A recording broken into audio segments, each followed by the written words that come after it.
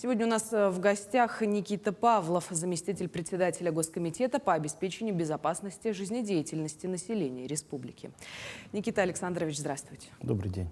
Расскажите, пожалуйста, какая ситуация по перевозке грузов сложилась сейчас, в настоящее время, учитывая, что 97% от плана выполнено? Начнем сначала. Да, у нас в прошлом году начались перевозки в октябре месяце. Это какая работа была проведена? Да? Это у нас велась нашим комитетом работа по контролированию работы хозяйствующих субъектов. Это договорные компании, это составление объемов планов завоза в период зимников. В общий объем в этом году у нас составляет 875 тысяч тонн грузов. Перевозка грузов в настоящее время идет в активную фазу. Практически все автозимники открыты или будут открыты в ближайшее время.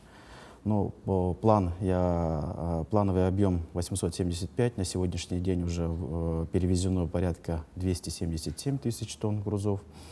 За аналогичный период у нас план составлял 805 тысяч тонн. В этом году, если наблюдать, то на 70 тысяч тонн у нас грузов идет план больше, чем за аналогичный период.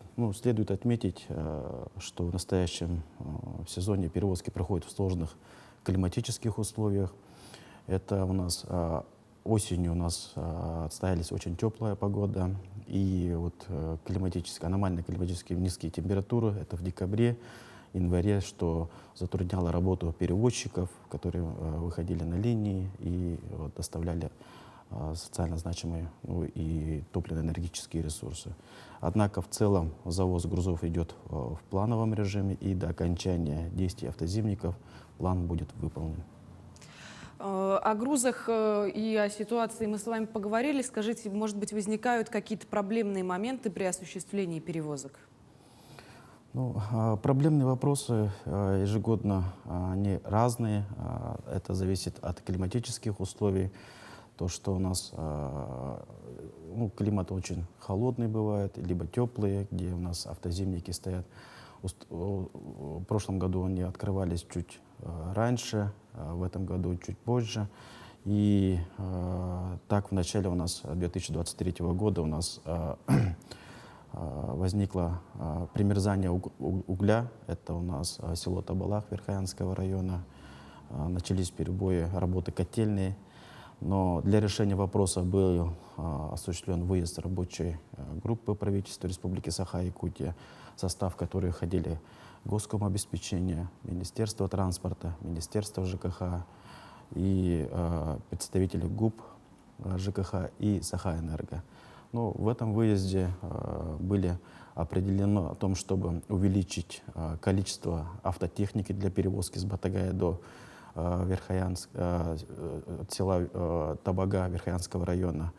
И благодаря работе мы ситуацию стабилизировали. И еще дополнительно были поручения в адрес муниципального образования о том, чтобы улучшили работу дорожных служб именно своих муниципального назначения. Никита Александрович, давайте напомним нашим зрителям, что сегодня в рамках актуального интервью мы говорим о грузоперевозках. И вот такой есть еще вопрос. В последнее время много говорится о законе по северному завозу. Что сделано в данном направлении? Действительно, это уже у всех на слуху, этот федеральный закон о северном завозе. В последние годы в Российской Федерации особое внимание уделяется развитию Арктики, в целом северных территорий. Активно идет освоение Северного морского пути. Вопрос принятия социального закона по нормативному регулированию жизнеобеспечения населения пунктов отдаленных, труднодоступных территориях поднимался Республика Саха-Якутия неоднократно в течение последних лет. И по решению президента Российской Федерации Владимира Владимировича Путина на совещании по развитию Арктики, арктической зоны Российской Федерации поручено до 1 марта 2023 года разработать проект федерального закона, регулирующий отношения по осуществлению завозов продукции, это товары, в районы Крайнего Севера и приравненных к ним местностям с ограниченными сроками завоза. На сегодняшний день проект федерального закона разработан Минвостокразвитием. Наш комитет, Государственный комитет по обеспечению безопасности жизнедеятельности населения республики очень активно принимал участие в этой разработке федерального закона, так как у нас и Минарктики у нас очень активно работали, ну и все министерства. Хотелось бы отметить о том, что северный закон республики, да, уже есть северный завоз, который мы уже порядка 10 лет уже работаем по этому северному завозу. Можно сказать о том, что мы, как первопроходцы в этом направлении, очень активно помогали Минвостокразвитию для разработки данного законопроекта.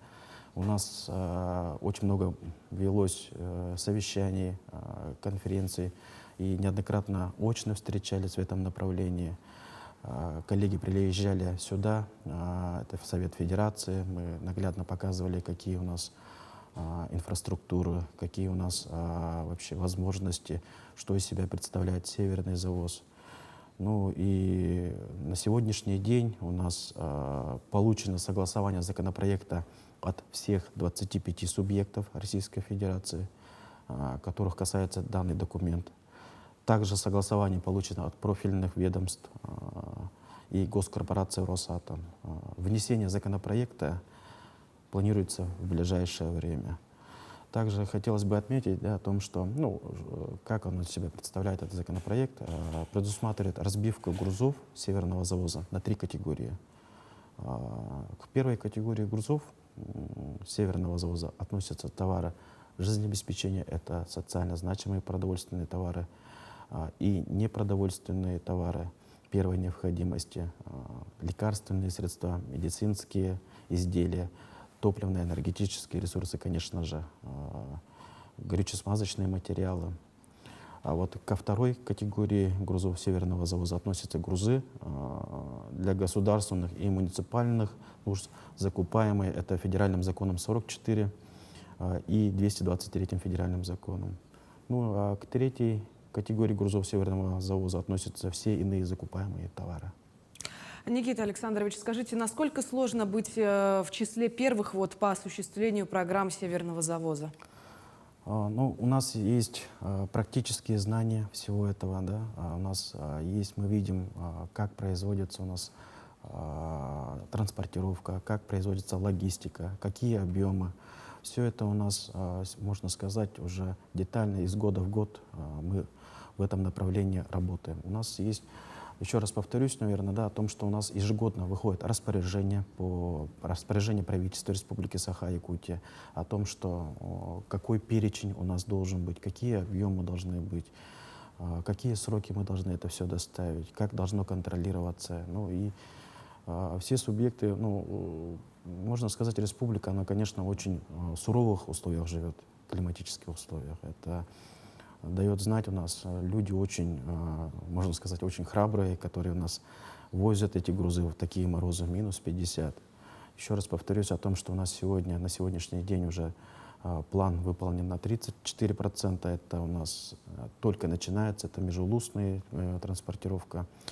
Сейчас уже по переправам у нас открываются все зимники, и сейчас это будет очень, как вам сказать, активная фаза, которая сейчас будет уже, все хозяйствующие субъекты к этому готовы, и перевозчики готовы, договорные кампании все уже проведены, и надеемся, ну, мы уверяем о том, что план завоза будет выполнен на 100%.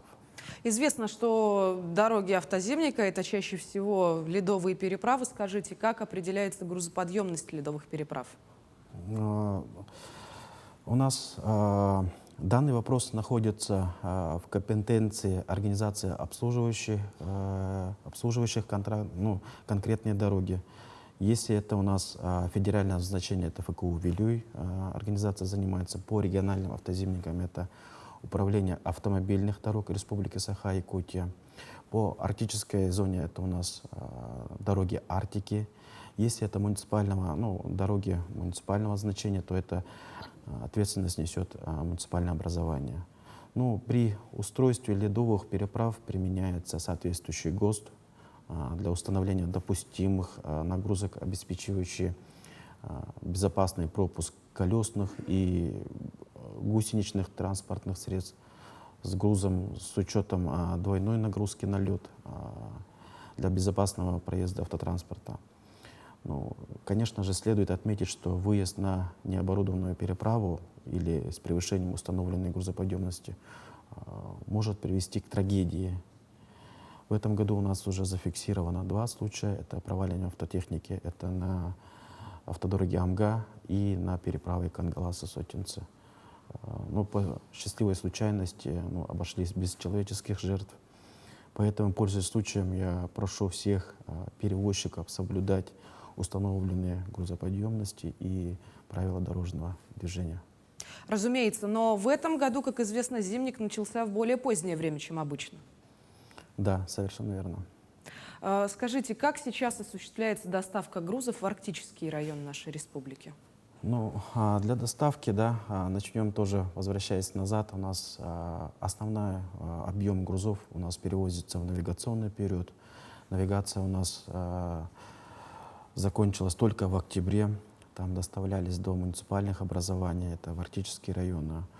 Ну, я еще раз повторюсь и поблагодарю наших перевозчиков, которые действительно выполнили все поставленные задачи перед ними, которые стояли. Это у нас завоз в таких условиях, когда у нас по морскому пути баровые участки, вот эти вот, и штормовые какие-то вот погодные условия были, мешали.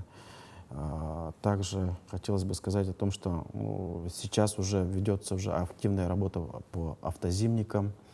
На сегодняшний день на федеральной автодороге ввели на всех 4 ледовых переправах и переправах через Алдан на автомобильной дороге Колыма установлена грузоподъемность до 40 тонн.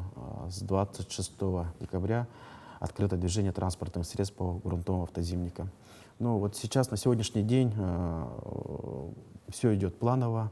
У нас еженедельно мы докладываемся, и все будет в плане. Действительно, благодарю вас, Никита Александрович. Будем надеяться, что все и дальше пойдет по плану. Спасибо, что стали сегодня гостем нашей студии. Спасибо. До свидания. Ну а я напомню, вы смотрели актуальное интервью. Берегите себя и до встречи в эфире.